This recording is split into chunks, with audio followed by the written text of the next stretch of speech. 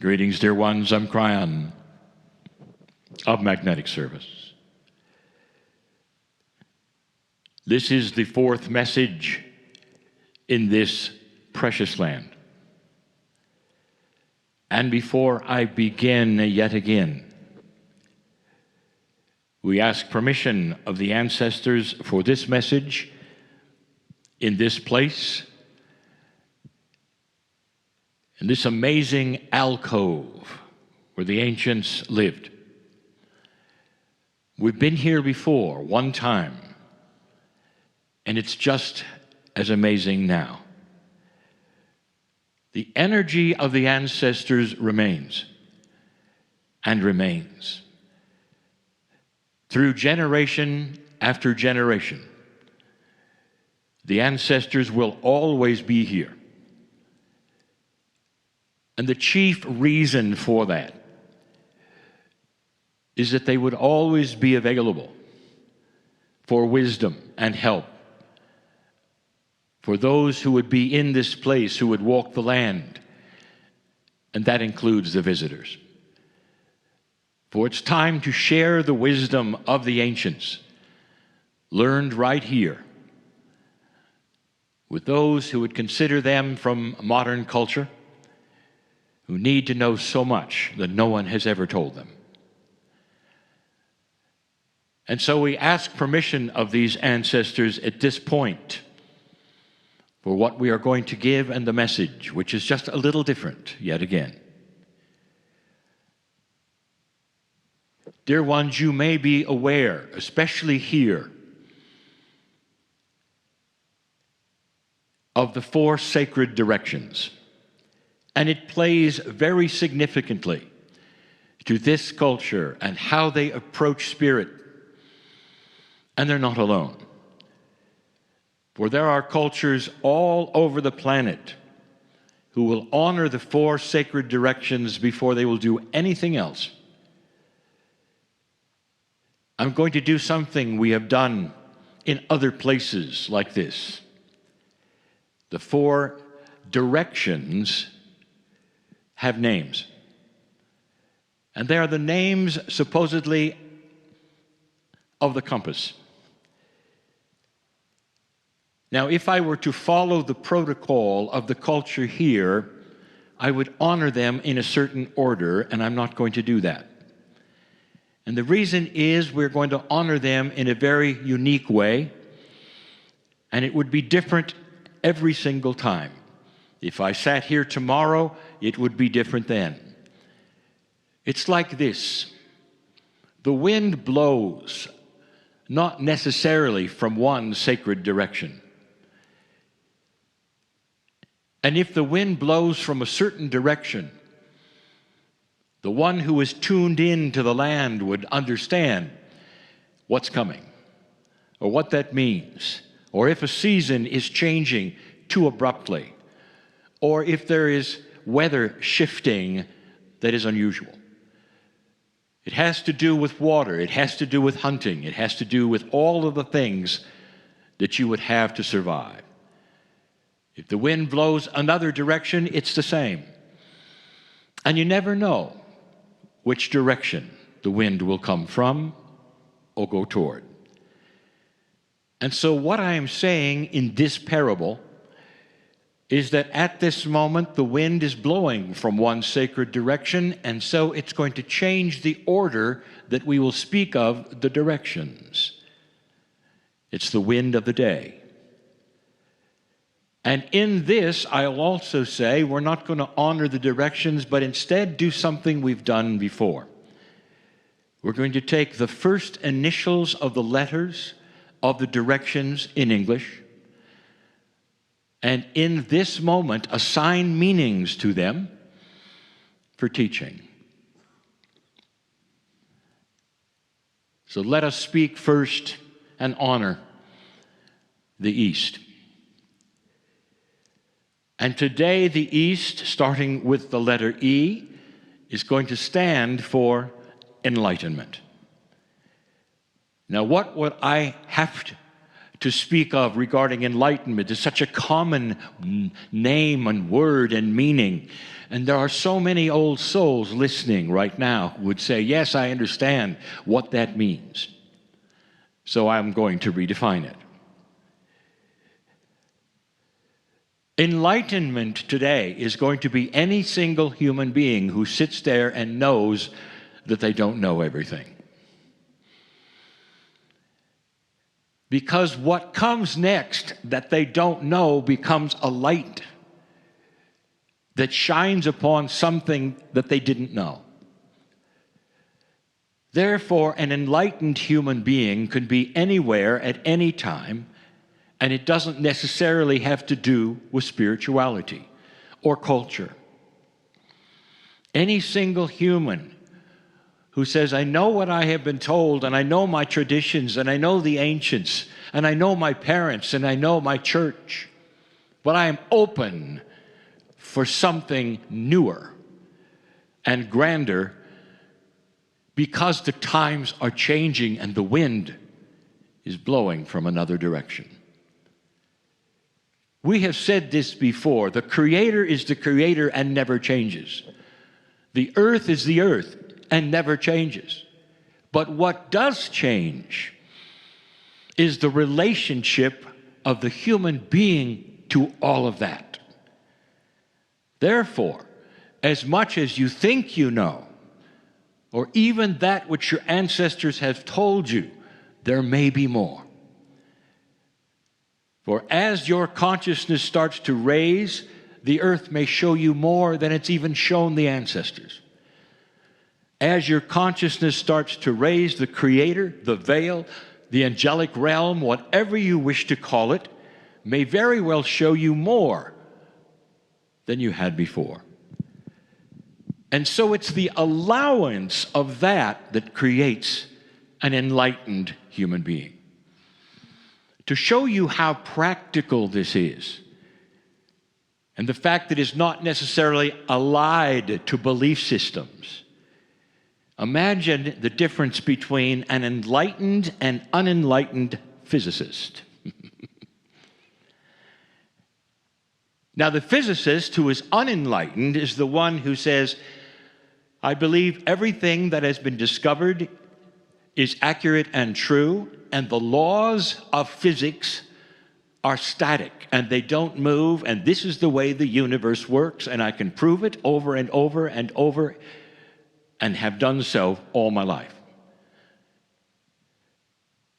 The enlightened physicist is the one who says that and also says, but it can change. And the things that change that may surprise the physicist is as follows. Physics in an older energy is where you measure things to discover what you consider the laws. And you write them down, and that becomes that which is solid, unchangeable. And that's the way you work. And you work with that which you need to in all the inventions and all that you believe. You created a law, and it is forever. And the enlightened physicist says, yes, but I know that it's not a law, it's simply a default.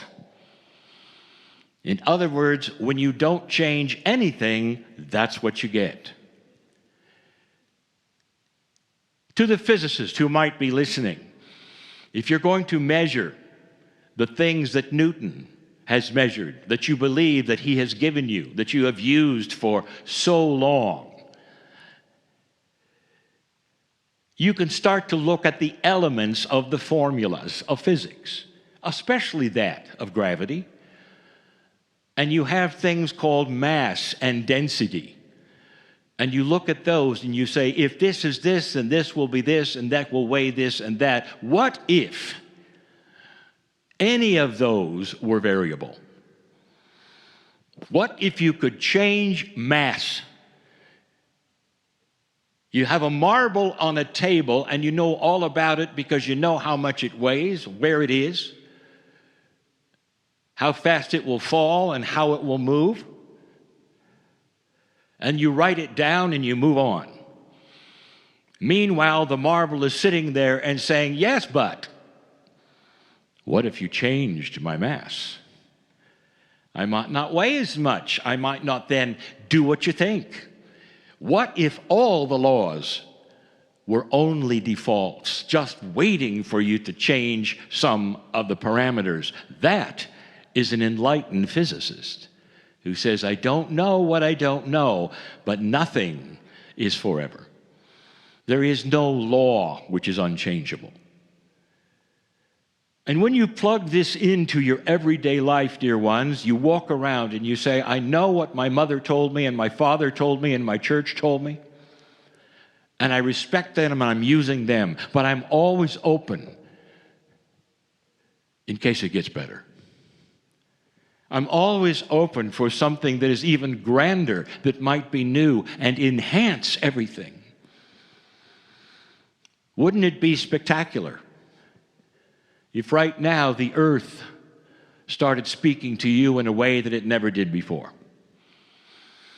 And if you said, why now? It would say, because humanity is to a place where they can hear it, and before they could not. Does that make your grandfather wrong? Does that make your parents wrong? Does that make your church wrong? No, it does not, because they were only hearing what was possible. And now, in a new energy of enlightenment, more things are possible and more things are hearable and seeable. And it starts to then change everything you do. This message, like so many others, is controversial, because there are those who say, don't confuse me with what I've been told.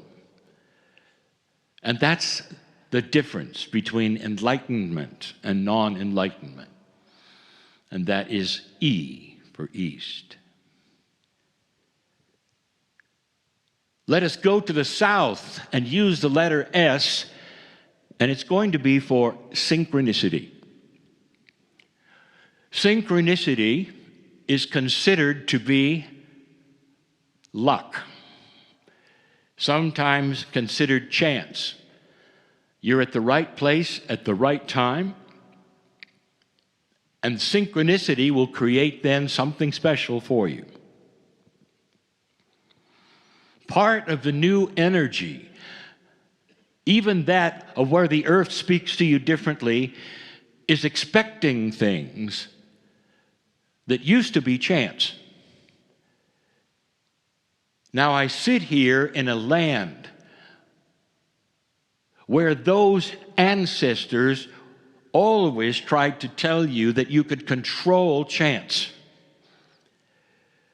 And that is for the weather, it is for hunting, it is for survival, that if you do certain things certain ways and expect certain things, the earth will cooperate.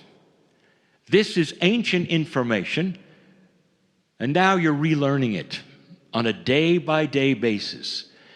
Dear ones, consciousness is energy. And if you put that energy to work in expectations, you actually can warp the whole idea of chance. And you can bring it to yourself. Kryon, are you saying that we can control certain things outside of normal control? Yes. Can you go to a place expecting to meet somebody you think you might need to know, with information you might need to have? And the answer is yes. It has to do with designed consciousness, how you posture your life. Do you go from place to place with an attitude that nothing will ever change, or that nothing is going to get better for you? Do you go and have a position or an attitude of sameness all the time and just walk through life? Well, I'll say it again. This is so profound, dear ones. Consciousness is so profoundly energy and works so well that if that's what you think, that's what you'll get. If you say to yourself, nothing good ever happens to me. You have just placed an order with the universe that nothing good will ever happen to you. It's almost like there was an entourage of ancestors listening to what you want, as described by you, out of your own mouth, out of your own consciousness, and you say, woe is me. Nothing ever changes for me. Nothing good will happen. And there's so much of this, dear ones, out of the mouths of so many in a culture who have been trained into that the ancestors will sit around and hear that and go, and this is what you should have. But for the human being who understands that the consciousness can actually change chance, you then can give that order like on a menu. I will meet the right person who has the right information. I'll be in the right place at the right time.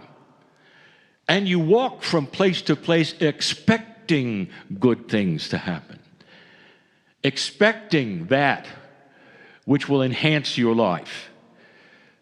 And I'm sitting here telling you that makes a difference. And it's not wishful thinking. It's you creating with the energy of consciousness. Can you change the weather with the energy of consciousness? Dear ones, yes, yes, and the ancients have been doing it for thousands of years.